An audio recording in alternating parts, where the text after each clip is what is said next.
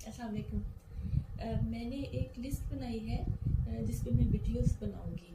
उसमें मैं ख़वातीन को जो दरपेश आते हैं पेशाब के मसाइल उन पे बात करूंगी वन बाय वन, क्योंकि ये एक बहुत लंबा टॉपिक है तो एक वीडियो में कवर नहीं हो सकता और आप लोगों को इतनी क्लियर समझ भी नहीं आएगी। तो आज हम बेसिक से शुरू करेंगे। इसमें सबसे पहले मैं आपको ये बताऊंगी कि जो हमारा यूरिनरी ट्रैक्ट है, जो हमारा पेशाब का सिस्टम है, वो किस किस चीज़ पे बेस्ड है। ऊपर इसके किडनीज होती हैं सबसे ऊपर, और वहाँ पे यूरिन बनता है, और वहाँ जब यूरिन बनता है तो वो यूरेटर्स के ज़रिए नीचे मसाने में या ब्लैडर में आता है और वहाँ पे वो स्टोर रहता है। जब तक कोई प्रॉपर टाइम या प्रॉपर प्लेस नहीं मिलती है, हमें टॉयलेट मिलेगा, तो वहाँ जाके हम फिर वो यूरिन पास करते हैं, तो तब तक वो ब्लैडर में स्टोर रहता है। और ब्लैडर से आगे जो जिस रास्ते से यूरिन निकलता है उसको हम कहते हैं यूरिथ्रा। तो अब ये जो नीचे के दो पार्ट्स हैं, यूरिथ्रा और ब्लैडर, इनको हम कहते हैं लोअर यूरिनरी ट्रैक्ट, और जो यूरेटर और किडनीज हैं उनको हम कहते हैं अपर यूरिनरी ट्रैक्ट। तो अब आपको थोड़ा बहुत आइडिया हो गया होगा। मैंने आपके साथ ये पिक्चर भी शेयर की है। तो इसमें हमें ये देखना है कि हम कैसे देखना है कि हम एहतियात से अपने सारे यूरिनरी ट्रैक्ट को कैसे बीमारियों से बचा सकते हैं। ये सारा यूरिनरी ट्रैक्ट एक दूसरे के साथ इंटरकनेक्टेड है, और कहीं भी कोई मसला होगा तो बाकी जो उसका पोर्शन है या बाकी जो उसके पार्ट्स है वो भी अफेक्टेड होंगे। तो आज सबसे पहले जो कॉमन चीज़ मैं डिस्कस करूँगी वो है UTI. UTI means urinary tract infections, यानी कि मसाने की इन्फेक्शन होती कैसे है।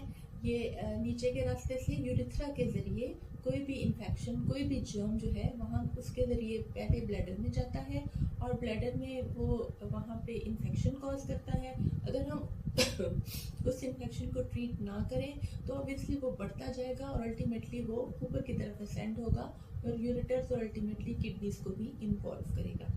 अब ये जो यूटीआई है ये औरतों में ज़्यादा पाया जाता है एज़ कम्पेयर टू मेन। इसकी रीज़न क्या है? इसकी रीज़न ये है कि जो ख़वातीन होती हैं उसके अंदर जो यूरिथ्रा होता है वो छोटा होता है, 3 सेंटीमीटर उसकी लेंथ होती है, और जो है वो यूरिथ्रा जो है वो वजाइना और रेक्टम, यानी कि हमारी पखाने वाली नाली और हमारी वजाइना के करीब होता है। तो जहाँ से चांसेस ये हैं कि इन्फेक्शन इजीली जो है वो यूरिथ्रा में जा सकता है। इसके लिए हमें कुछ एहतियात ये करनी है कि एक तो हमें पब्लिक टॉयलेट, जैसे मैंने अपनी एक और वीडियो में भी बताया कि उसमें हमने थोड़ा एहतियात बरतनी है। उसको अच्छा साफ़ करके, क्लीन करके, उसके ऊपर कोई कवर बिछा के फिर हमें वो यूज़ करना चाहिए। अपने आप को अच्छी तरह वॉश करना चाहिए, और जब वॉश करें तो उसका एक स्पेशल तरीका है कि हमें पीछे से आगे की तरफ वॉश नहीं करना, क्योंकि उसमें ये होगा कि जो पखाने के जरासीम हैं वो पीछे से आगे की तरफ यूरिन के रास्ते में आ जाएंगे। तो हमें आगे से पीछे की तरफ हमेशा वॉश करना है।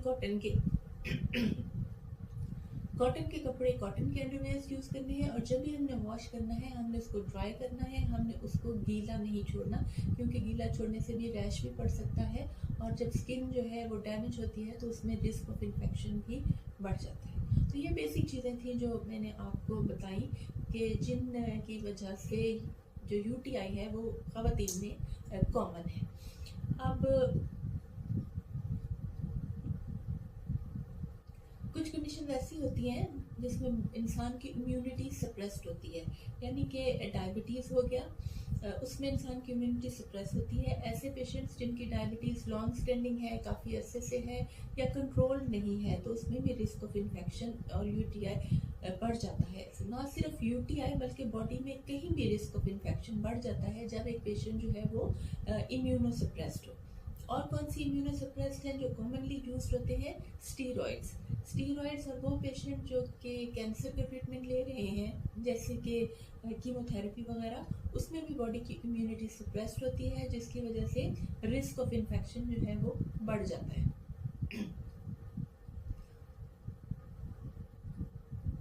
बूढ़ी ख़वातीन ख़ास तौर पे, उनमें ये risk of urinary tract infection ज़्यादा होता है।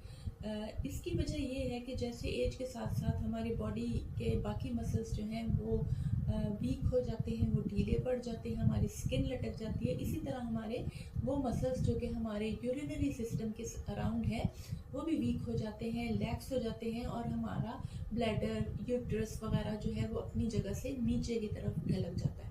जब वो नीचे की तरफ ढलक जाएगा और हमारे मसल्स भी वीक होंगे तो होता क्या है इसमें कि वो ऐसी खवातीन जो है वो प्रॉपरली ब्लैडर एम्प्टी नहीं होता। जब वो यूरिन करने जाती हैं, पेशाब करती हैं, तो पूरा का पूरा जो यूरिन है वो डिस्चार्ज नहीं होता, थोड़ा बहुत उनके मसाने में रह जाता है, जिसको हम कहते हैं रेजिडुअल यूरिन। तो जब वो रेजिडुअल यूरिन रहता है तो कोई भी चीज़ एक जगह पे काफ़ी अर्सा पड़ी रहे तो उसमें रिस्क ऑफ इन्फेक्शन बढ़ जाता है। तो ये एक इम्पॉर्टेंट पॉइंट है कि जो खवातीन ओल्ड एज की हैं या जिनको प्रोलैप्स का मसला है उसमें ये प्रॉब्लम भी हो सकता है। तीसरा जो है, खवातीन जो कि प्रेग्नेंट होती हैं उसमें भी risk of urinary tract infection काफ़ी ज़्यादा होता है।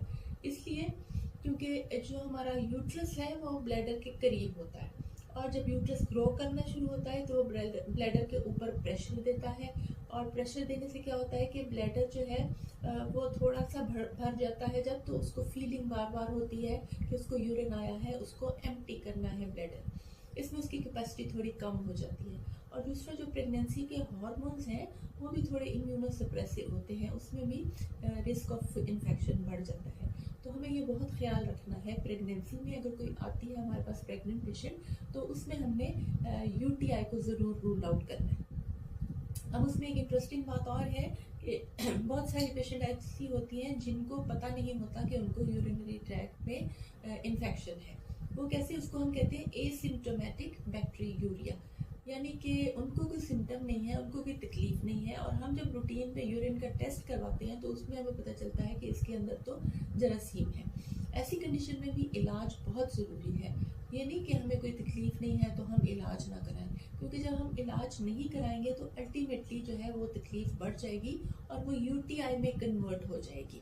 तो प्रेगनेंसी में तो ख़ास तौर पे हमें ये चीज़ इग्नोर नहीं करनी चाहिए, क्योंकि इसमें सिर्फ माँ के ऊपर इसका नेगेटिव इम्पैक्ट नहीं होता, बल्कि बच्चे के ऊपर भी इसका नेगेटिव इम्पैक्ट होता है।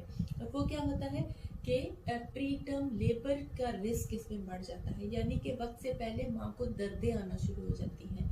इसकी रीज़न क्या है, बॉडी में जब भी इन्फेक्शन होती है एक चीज़ होती है जो रिलीज होती है जिसको कहते हैं हम प्रोस्टाग्लैंडिन्स, और प्रोस्टाग्लैंडिन्स मेन हार्मोन है जो कि लेबर पेन्स को स्टार्ट करने में इसका मेन रोल है। तो वो जब ज़्यादा होगा तो ऑब्वियसली लेबर पेन ज़्यादा होंगी, प्री टर्म लेबर यानी वक्त से पहले डिलीवरी और लेबर का ख़तरा हो जाता है। तो प्रेग्नेंट औरतों में ज़्यादा ज़रूरी होता है कि हम इवन एसिम्प्टोमेटिक बैक्टीरिया को भी ट्रीट करें। एक चीज़ होती है रिकरेंट यूटीआईज, यानी कि बार बार एक पेशेंट को यूटीआई हो रहा है, एक दफ़ा हमने ट्रीट किया, उसके 2-3 महीने के बाद फिर उसको वो सिम्टम हो गए, फिर उसको वो प्रॉब्लम हो गई, फिर हमने यूरिन का टेस्ट कराया, फिर वो हमें लगा कि इसको फिर इन्फेक्शन है, तो इसको हम कहते हैं यूटीआई, रिकरेंट यूटीआई। अब इसके लिए हमें थोड़ा सा डिटेल में जाके उस पेशेंट को देखना पड़ेगा कि इसको ये यूरिन का इन्फेक्शन बार बार क्यों हो रहा है। आप जाके ये वाला मसला अपने गायनोकोलॉजिस्ट से भी डिस्कस कर सकते हैं, वो भी आपकी हेल्प करेंगे इस मामले में। और अगर वो मुनासिब समझेंगे तो वो आपको किसी यूरोलॉजिस्ट के पास रेफ़र करेंगे जो कि फ़र्दर आपकी डिटेल्ड इन्वेस्टिगेशन करके ये पता लगाएंगे कि आपको रिकरेंट यूटीआई का मसला बार बार क्यों हो रहा है। आई होप कि आपको आज की वीडियो अच्छी लगी होगी, आपको थोड़ा सा आपके नॉलेज में इजाफा होगा। तो इसीलिए आपसे रिक्वेस्ट है कि आप मेरा चैनल देखें, इसे लाइक करें, सब्सक्राइब करें, कमेंट करें, कोई भी क्वेश्चन है मुझसे पूछें और इंशाल्लाह मिलते हैं आगे।